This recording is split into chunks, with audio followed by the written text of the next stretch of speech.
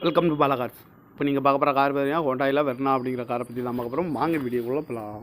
இந்த கார் பார்த்தீங்கன்னா ஹோண்டாயில் வெர்னா. இது ஒரு ஆட்டோமேட்டிக் வண்டி தான் அப்படின்னு இருக்காங்க. மாடல் வேணால் 2018 மாடல், 18/3. இதோட வேரியன்ட் வேணால் XS 1.6 அப்படிங்கிற வேரியன்ட் தான். இப்போ ஓனர் பார்த்தீங்கன்னா ஒரு ஓனர் தான் இருக்காங்க. இது ஒரு டீசல் வண்டி தான்.